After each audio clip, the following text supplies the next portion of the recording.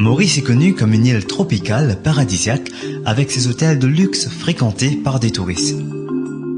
Il y a aussi un mélange socioculturel où près de 2/3 de la population sont soit hindous, soit musulmans. Les chrétiens évangéliques nés de nouveau représentent moins de 5% de la population. C'est pour cela qu'il y a un champ de mission très important dans ce pays où la religion a une place prédominante. C'est dans ce contexte que la convention annuelle des jeunes de City MI a eu lieu récemment. Ça fait environ 9 mois que les jeunes sont dans les rues, dans les cités. Chaque samedi, on est d'approcher l'évangile dans les endroits extraordinaires de la pauvreté. J'étais dans un endroit assez retiré, pauvre, pas loin de la capitale. Et quand j'ai vu les jeunes dans les rues inviter les gens à parler du Seigneur, je me suis posé la question, pourquoi pas en décembre voir 500 jeunes comme eux dans les rues, à Maurice, dans toutes les régions qu'on peut, et annoncer l'évangile.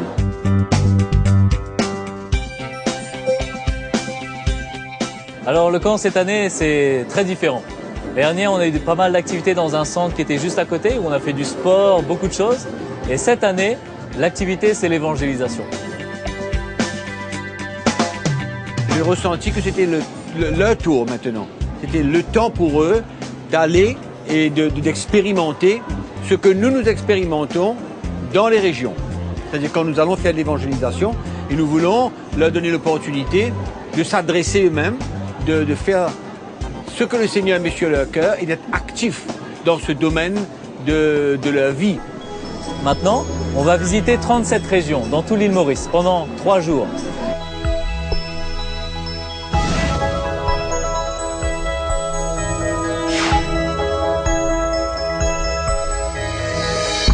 Nous avons 140 personnes qui aident dans l'organisation, ou les pasteurs, ou tous les gens qui nous visitent. Donc ça fait 600 personnes à nourrir chaque jour. Donc le matin, on a des workshops, des ateliers, beaucoup de choses. Et qu'on reconnaisse la puissance de Dieu, la grâce de Dieu, et que la gloire revienne à lui seul. Et l'après-midi, on va dans les rues et on va partager la parole. Nous sommes ceux qui vont sauver les âmes dans la grâce. J'appelle premièrement les équipes qui vont partir. L'équipe numéro 3.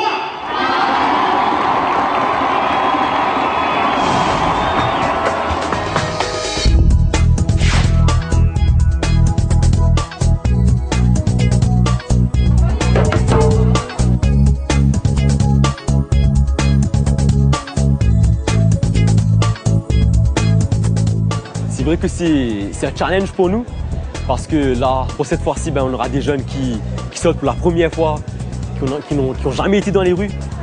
Et bon, il y a toutes sortes de niveaux. Il y a des jeunes qui sont un peu timides, il y a des jeunes qui sont peut-être qui aiment parler mais qui ont honte de parler du Seigneur. Alors il y a différents niveaux. Mais je dois dire, du fait que le Seigneur est avec nous, on peut voir toute la différence. C'est des CD qu'on a préparés pour aller donner aux gens dans les rues. Il y a 25 000 CD qui ont été préparés.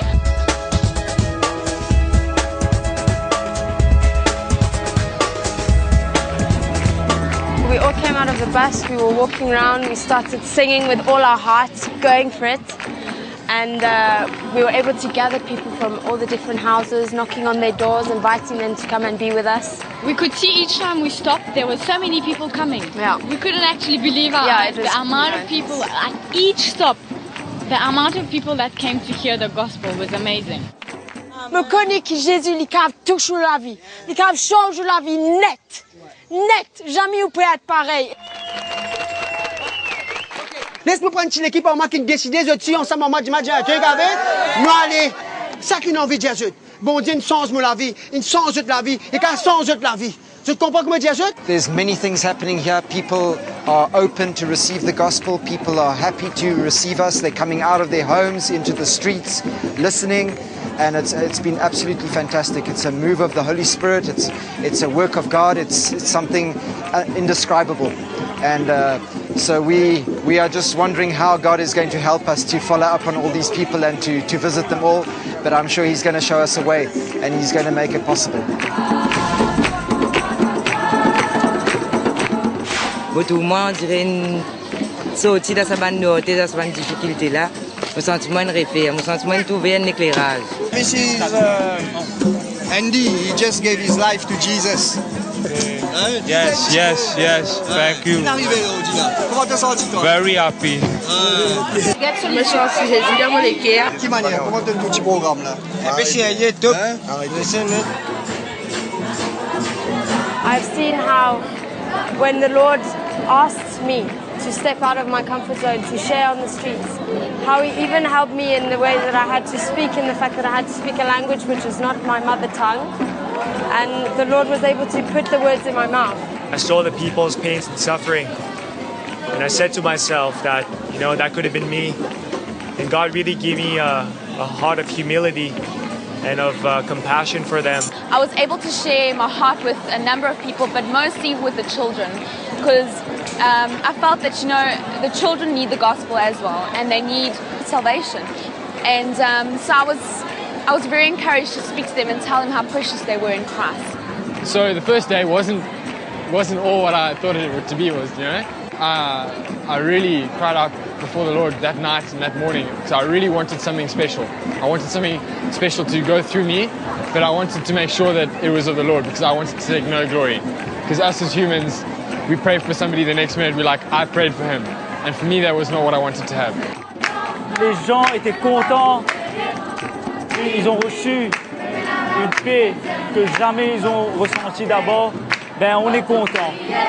Et on sait que c'est le commencement, c'est le début.